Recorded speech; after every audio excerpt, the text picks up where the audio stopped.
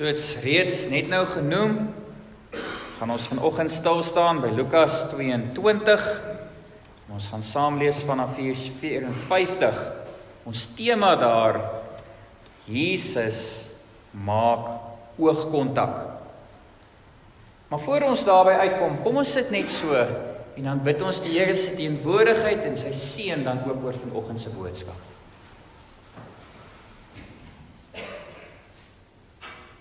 Almagtige drie-enige God, ons juig oor die kruisgebeure wat ons oor 'n paar dae kan herdenk. Ons juig dat U van U eindelose liefde en genade bereidwillig was om Uself te laat ophang ter wille van ons. Vanuit dankbaarheid is ons vandag hier met vrolike harte, want ons weet diep binne in ons wese wat hierdie Paasgebeure vir ons inhou ten opsigte van ons toekoms. Die woordjie dankie is so klein, Here. Daarom probeer ons deur ons lewe, deur ons dade, deur ons getuienis op 'n daaglikse wyse ons dankbaarheid uitleef, dat dit aansluit by hierdie klein woordjie dankie. Vanoggend bid ons, Here, dat U Gees op elkeen van ons sal daal, dat U ons ontvanklik sal maak vir die boodskap en ons huis toe sal stuur met iets wat ons in ons harte saam met ons kan neem. Ons sê dankie vir hulle wat nie inskakel by ons gemeente, wat dalk vandag vir die eerste keer hier in die kerkgebou is. Ons verwelkom hulle, Here, wat die opname volg, waar hulle ook al oor die aarde geplaas is. Mag dit vir almal van ons 'n geseënde geleentheid wees. Ons bid dit in U naam alleen. Amen. Vriende, ons bevind onsself minder as 'n week weg vanaf die herdenking van Paasfees. 'n Gebeurtenis waar tydens die enigste seun van God vir my en vir jou saligheid met sy lewe en met sy bloed betaal het. 18 gruwelike ure moes hy op 'n vernederende wyse deurmaak, sodat elkeen van ons, sodat ek en jy 'n nuwe hoop en 'n nuwe toekoms vooruitsig kan hê. Ons weet dat daardie 18 gruwelike ure begin het met 'n geweldige doodsbenoudheid wat Jesus in die tuin van Getsemane begin ervaar het. Daarna, weet ons, is hy verraai, is hy stoksiel alleen agtergelaat toe sy disippels almal weggehardloop het. Hy's gearresteer, hy's geboei, hy's gevloek, gespoeg, geslaan. Ek wil dit eintlik erger stel, hy was gemartel, hy was verneder, hy was gespot. Hoeveel keer was hy nie gedreig en geïntimideer nie? Hulle het hom gesleep van die een raad na die volgende om die oordeel oor hom te laat spreek. En met 'n agneming van vanoggend se tema, was hy tydens een van hierdie kere wat hy so voor 'n raad moes verskyn en verhoor moes word, lees ons, was hy nie eenmaal nie, maar 3 maal deur een van sy binnekring disippels, deur een van sy naaste en beste vriende verloon. En dit is by hierdie 3-malige verloning waarby ek dan graag vanoggend vlugtig wil stil staan. En daarom nooi ek jy uit, die wat die Bybel sê het, om saam met my oop te maak by Lukas 22. Ons lees daar saam vanaf vers 54 waar daar staan: Hulle het Jesus toe gevange geneem en hom weggelei en in die huis van die hoëpriester gebring. Petrus het op 'n afstand agterna gekom. In die middel van die binneplaas was daar 'n vuur en daar het mense bymekaar gesit. Petrus het tussen hulle gaan sit. 'n Diensmeisie wat hom in die skynsel van die vuur sien sit het hom goed bekyk en gesê, die een was ook saam met daardie man. Maar Petrus het dit ontken deur te sê, juffrou, ek ken hom nie. 'n Rukkie later sien iemand anders hom en sê, jy is mos ook een van hulle. Maar Petrus antwoord, man, ek is nie. Na verloop van sowat 'n uur het nog een met beslisheid besweer, so waar, die een was ook saam met daardie man. Hy is mos ook 'n Galileër. Maar Petrus sê, man, ek weet nie waarvan jy praat nie. En onmiddellik, terwyl hy nog praat, het daar 'n haan gekraai. Die Here het omgedraai en Petrus aangekyk. Toe val dit Petrus by wat die Here vir hom gesê het. Voordat die haan vannag kraai, sal jy my 3 maal verloon. En Petrus het buitentoe gegaan en bitterlik gehuil.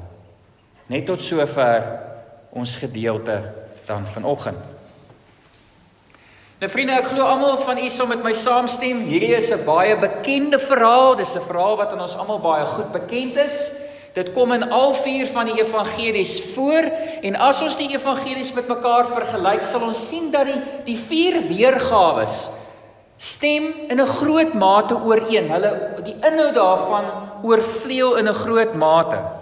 Maar wat interessant is, daar's iets wat in die Lukas weergawe voorkom wat nie in die ander 3 evangelies is nie. Dis net in die Lukas weergawe te vind en dit handel oor die kyk wat Jesus vir Petrus gee sodra hy wat Petrus is vir Jesus vir die 3de keer verloon. En met die lees hiervan kan 'n mens nie anders as om jouself af te vra, maar wat is die bedoeling gewees van hierdie kyk nie? Wat was die bedoeling van hierdie oogkontak maak? Vanuit die teks wil dit vir ons duidelik na vore kom dat dit opsetlik gedoen is, maar waarom? Waarom maak Jesus met Petrus oogkontak? Simboliseer dit iets? Lê daar 'n boodskap in hierdie oogkontak maak opgesluit? Wou Jesus daardeur iets vir Petrus sê en indien wel, wat is die boodskap? Hoe moet ek en u hierdie splitsekonde gebaar interpreteer? Nou net vir interessantheid. Ons lees in Lukas 22 vers 47 dat toe Jesus en sy disippels in die tuin was, het daar 'n klomp mense op hulle afgekom om vir Jesus te arresteer. En hierdie klomp mense het natuurlik, nadat Jesus geboei is en gearresteer is en weggeneem is, het hulle natuurlik saamgegaan, saamgeloop. En ons kan vir onsself indink dat daar oral waar hulle gegaan het en van die een verhoor na die ander, het hulle saamgedrom is natuurlik geskree en geraas ensovoorts. Gepaard daarmee sê vers 54 vir ons dat Petrus het aanvanklik mos weggehardloop saam met die ander disippels. Maar hy het toe weer teruggekom en op 'n ver afstand agter hierdie klomp mense, agter hierdie skare mense aangestap. So van 'n menslike gesproke gesien, sou dit wees vir Jesus onmoontlik gewees het om vir Petrus te kon hoor toe hy hom verloon. Menslik gesproke, né? Want daar was 'n geraas en Petrus was buite hoër afstand gewees omdat hy ver agterna aangekom het. Maar sê die teks vir ons, toe Petrus die 3de keer vir Jesus verloon, het Jesus onmiddellik omgedraai en oor sy skouer gekyk en met Petrus kontak gemaak, oogkontak gemaak. Hoekom? 'n pragtige aanduiding vir ons dat hy waarlik die seun van God is. Want al was dit dalk menslik gesproke onmoontlik om Petrus se verloning te kon hoor, was dit nie vir die seun van God 'n onmoontlik gewees nie. En dit bring ons by die vraag, wat was die bedoeling van hierdie oogkontak? Nou ek weet nie wie van u het die rolprent The Passion of the Christ al gekyk nie, maar in die rolprent maak hulle nog 'n baie groot ding van hierdie oogkontak maak oomblik. 'n Mens sien in die rolprent dat hierdie oomblik van oogkontak maak op presies dieselfde oomblik geskied as wat die haan kraai. En wanneer hierdie twee gebeure terselfdertyd plaasvind, word daar onmiddellik in die rolprent teruggespring, teruggeflits, terugreflekteer op daardie tyd wat die disippels saam met Jesus in die bovertrek verkeer het tydens die laaste maaltyd. Die teks doen dit in 'n mate ook. Die teks sê vir ons, Petrus het, toe hy die haan hoor, het hy dadelik teruggedring. Die rolprent doen dit onmiddellik wanneer die haan kraai en die oogkontak gemaak word van Jesus se kant, dan word daar teruggespring. En ek wil graag vir ons Markus 14 se weergawe hiervan lees, vanaf vers 29 waar daar staan, Petrus het vir hom gesê, dis nou aan die tafel, né? Het hy vir hom gesê, al sal hulle ook almal van die afvallig word, ek sal nie. Jesus sê toe vir hom, dit verseker ek jou, jy sal vandag nog, in hierdie nag, voordat die haan 'n tweede keer kraai, my 3 keer verloon. Maar Petrus het nadruklik gesê, al moet ek saam met u sterwe, ek sal u beslis nie verloon nie. En al die ander het dieselfde gesê. Nou na aanleiding van hierdie oogkontak maak, die haan wat kraai, die terugflits na die gebeure rondom die nagmaaltafel tydens die laaste maaltyd, is dit interessant dat daar baie geleerdes daar buite is wat sê ons moet hierdie oogkontak maak wat plaasgevind het. Moet ons interpreteer dat Jesus in daardie oomblik vir Petrus wou sê, en ekskuus vir die Engels, hy druk dit beter uit, I told you so. En as jy die teks lees, dan wil die teks jou amper in hierdie rigting lei, want ons lees Petrus het tot die besef gekom toe hy in die Here se oë kyk en hy daarna uitgehardloop en hy het bitterlik gaan huil. So daar's baie geleerdes wat 'n mens op hierdie paadjie wil lei en vir jou sê, dis hoe ons die oogkontak maak moet interpreteer. Dis 'n oomblik waar Jesus vir hom sê, onthou jy? Ek het dit vir jou gesê. Onthou jy hoe slim was jy aan die nagmaaltafel gewees? Hoe het jy gesê, nooit, ek sal dit nie doen nie. I told you so. Maar weet jy wat, vriende? Dit pla my. Dit pla my dat hierdie die primêre rede moet wees of moes wees vir die oogkontak wat gemaak is. Ek meen, kom ons trek gou vir 'n oomblik dit deur na vandag toe. Iemand kom na jou toe wat deur 'n moeilike tyd gaan of wat voor 'n baie groot en moeilike besluit staan. Hulle kom sit by jou, hulle kom pak by jou af. Hulle dalk 'n skouer en 'n paar tissues nodig. Hulle deel met jou hulle swaar en hulle seer. Hulle vra jou advies. Jy gee vir hulle advies. Jy sê vir hulle wat jy dink die beste weg is om te stap of die beste besluit sal wees om te neem. Hulle gaan daarvan af uit en hulle gaan doen presies die teenoorgestelde. En in die proses kry hulle seer of seerder. Hulle kom terug na jou toe en hulle sê vir jou, weet jy wat, laas toe ek hier was, het jy vir my gesê ek moet dit en dit en dit en dit doen. Ek het nou nie dit gedoen nie, ek het eerder dit en dit en dit gaan doen. En nou sit ek in 'n diepere gat. Wil jy regtig vir my sê dat in so 'n oomblik is die beste antwoord wat ons kan bied, die beste reaksie wat ons kan gee, die beste pastorale berading wat ons kan doen, is om vir so 'n persoon in so 'n oomblik te sê, maar ek het jou mos gesê. Dit pas nie vir my in by die persoonlikheid en die identiteit en die karakter en die lewe van Christus soos wat ons hom leer ken deur die verloop van die 4 evangelies nie. Dit klink nie soos 'n manier wat Jesus sou optree nie. Daarom stem ek nie saam met sommige geleerdes daar buite se siening dat ons dit moet sien as alleenlik I told you so nie. Ja, die Here het heel moontlik in daai oomblik vir hom gehelp terugdink aan daai gebeurtenis, maar dit kan alleenlik nie die enigste doel van hierdie oogkontak maak oomblik wees nie. Daar moet sekerlik iets meer positiefs, opbouend, warmer, liefdevol, genadevol wees te vind in hierdie oogkontak maak oomblik. Maar wat is dit? Nou voordat ons daai antwoord gee, net weer ietsie interessants.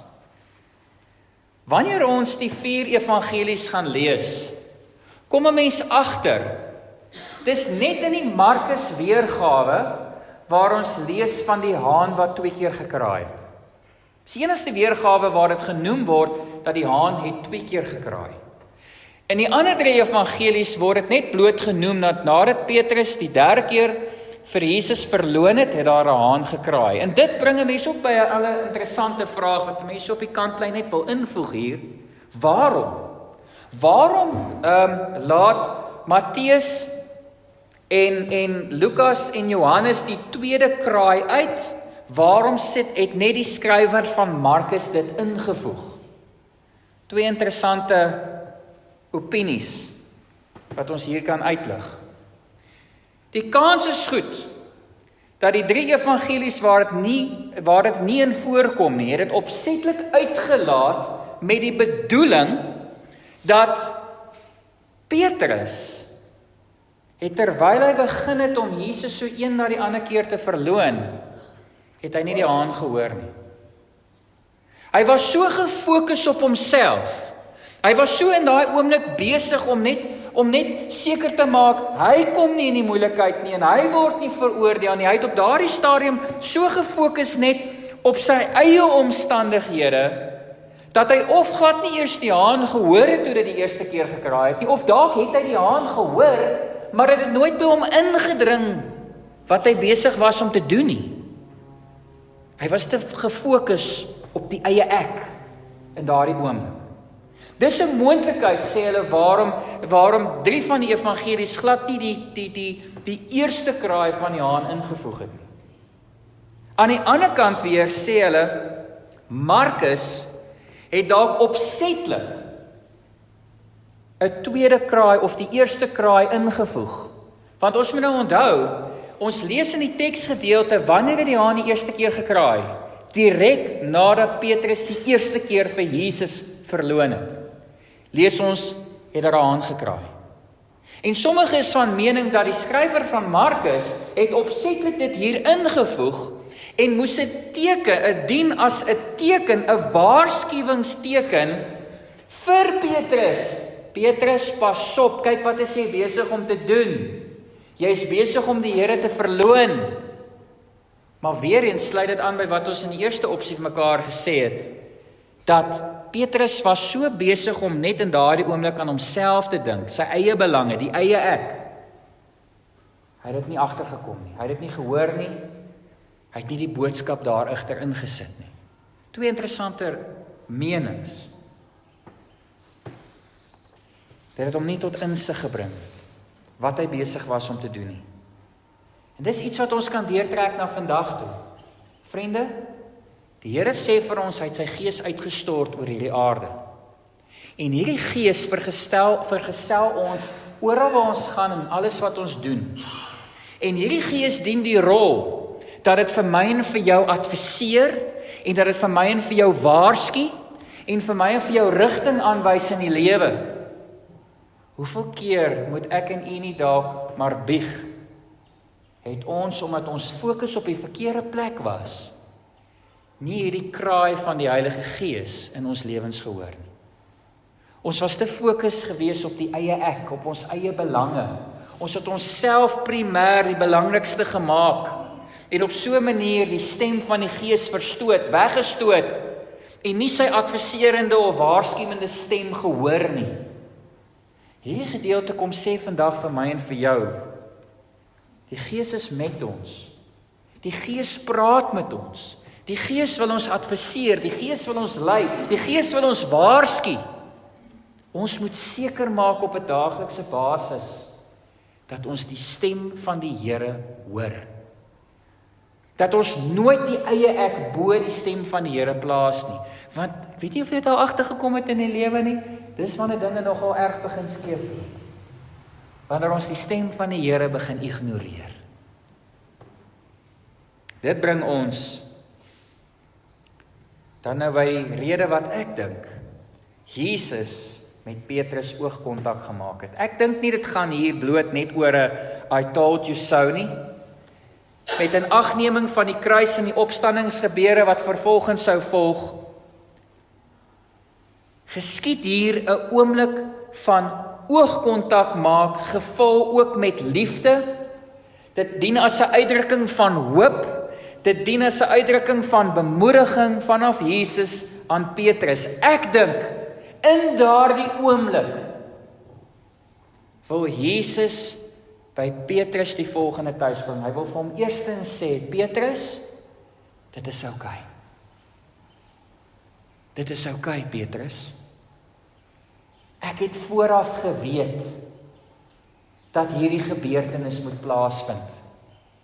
Dit is nie 'n gebeurtenis wat my omkant betrap nie. Dis nie vir my iets wat onverwags gebeur nie. Ek het vooraf geweet dat dit gaan gebeur. Ek het vooraf geweet dat dit moet gebeur. Dit vorm alles deel van my Vader se wil en se plan. Nie net vir die skepping nie, maar ook vir jou rol vorentoe, jou bediening wat nog vorentoe vir jou voorlê. Dit moet gebeur. Ek glo in hierdie oomblik, in hierdie splitsekonde van oogkontak maak, wil Jesus vir Petrus troos en bemoedig om te sê, Petrus, al het jy my sopas 3 keer verloon. Petrus, al het jy volgens Johannes 18 jou swaard uitgetrek en Malchus se oor afgekap. Petrus, al het jy 3 keer wat ek vir jou so mooi in die tuin gevra het, bid saam met my, bly saam met my wakker, en jy eerder opsetlik besluit het om te gaan slaap, het jy nie nodig om bang te wees nie. Of jy nie nodig om skuldig te voel nie.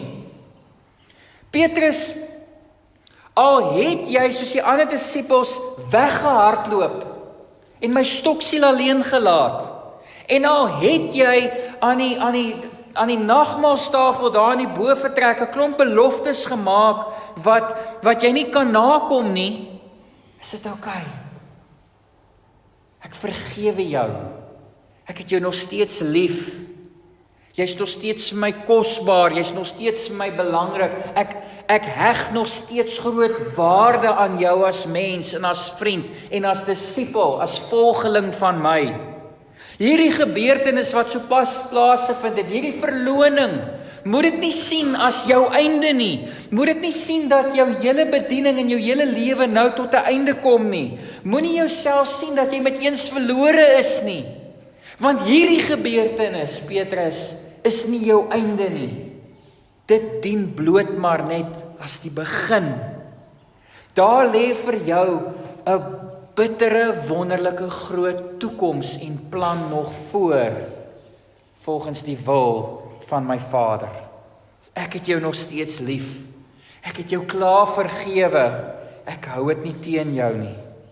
Dis asof Jesus in hierdie gedeelte vir Petrus wil kom sê, hou moed. Moenie dat hierdie gebeurtenis jou lewensvreugde van jou kom steel nie. Moenie dat hierdie gebeurtenis jou geloof van jou kom ontneem nie. Moenie dat hierdie gebeurtenis jou roeping van jou kom wegneem nie. Bly wie jy is. Bly wat jy doen. Gaan voort met die opleiding wat jy sopas ontvang het. Moenie nou wegskram as gevolg van hierdie gebeurtenis nie.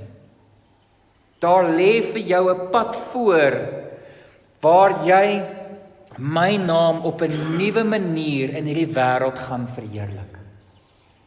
En as ons vorentoe dink, vriende, is dit nie presies wat gebeur het nie?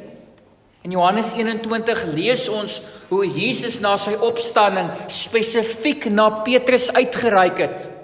En hy het Petrus gerestoreer. Hy het Petrus weer teruggebring in hierdie nuwe en gesonde verhouding met homself.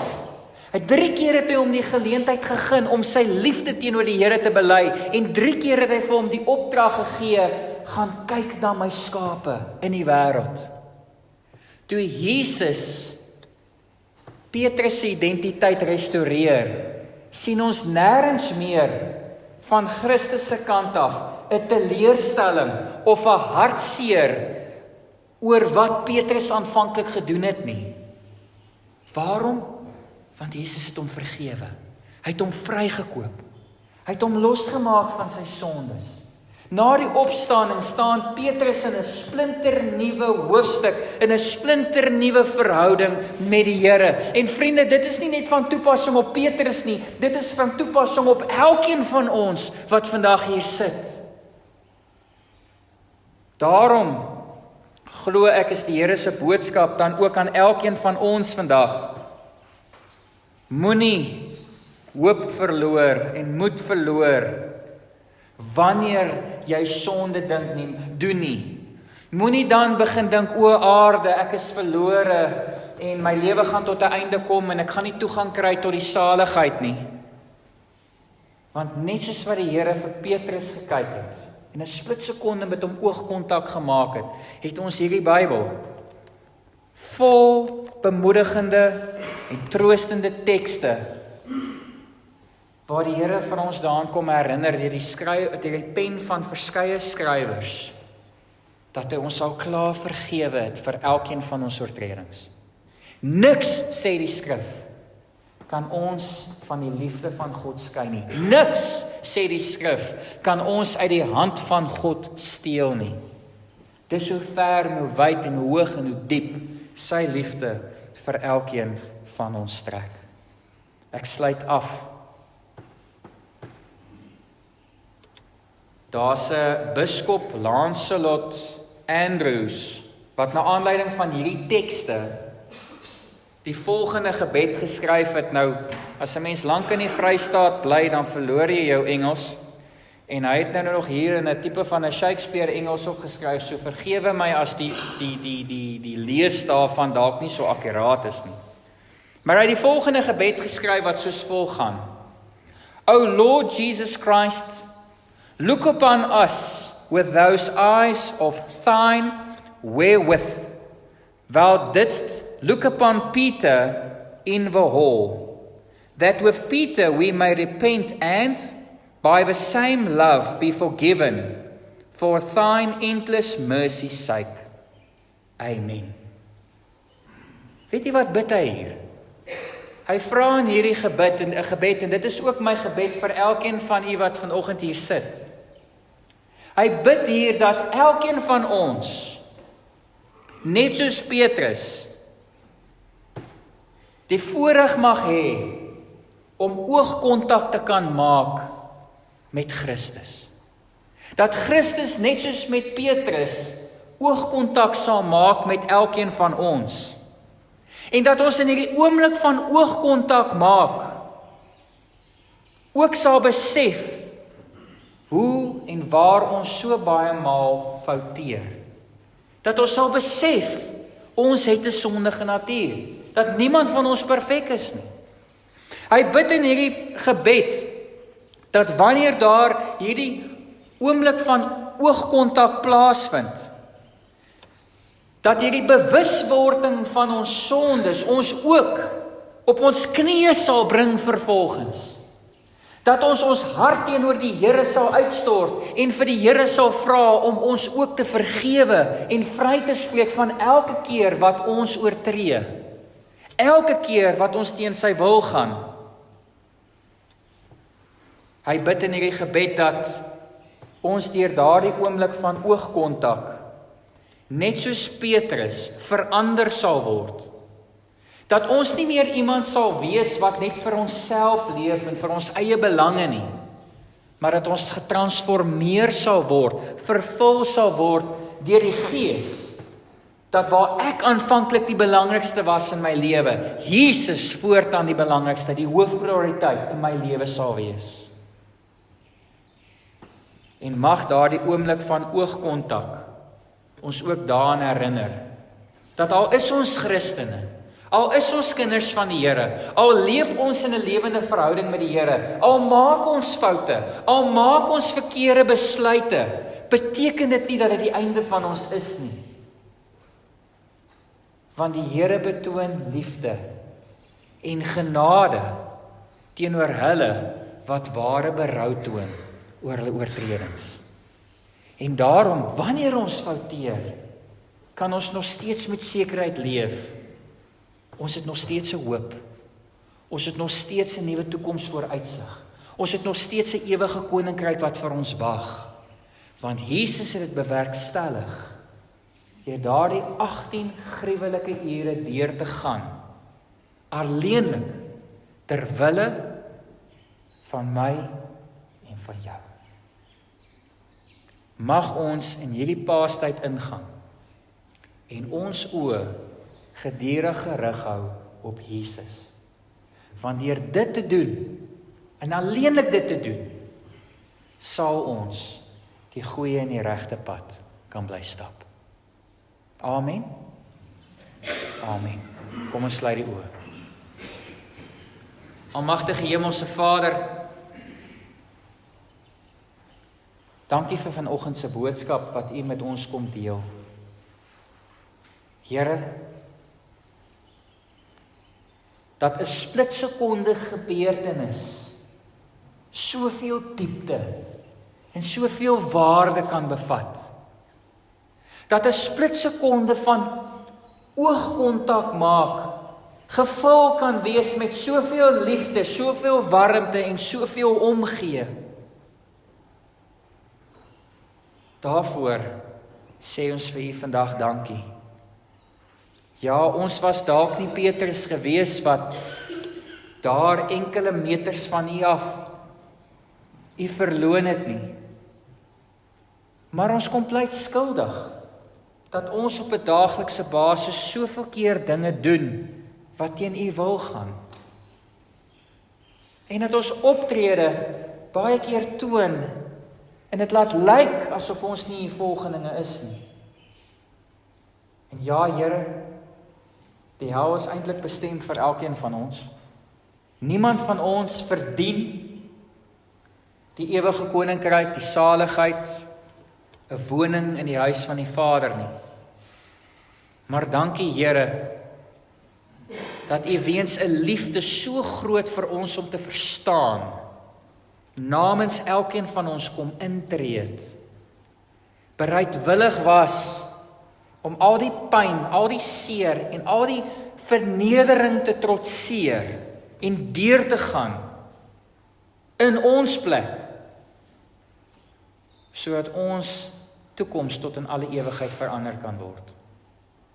Here, daarmee saam moet ons erken dat ons baie keer nie die haan in ons lewens hoor kraai, wanneer hy vir ons probeer leiding gee, advies gee of probeer waarsku nie.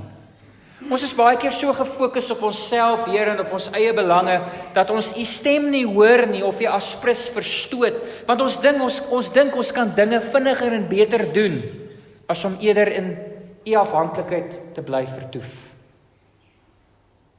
Vanoggend vra ons, Here, mag U Gees opnuut ons vervul, leiding neem oor ons lewens, en mag U stem nog harder met ons praat.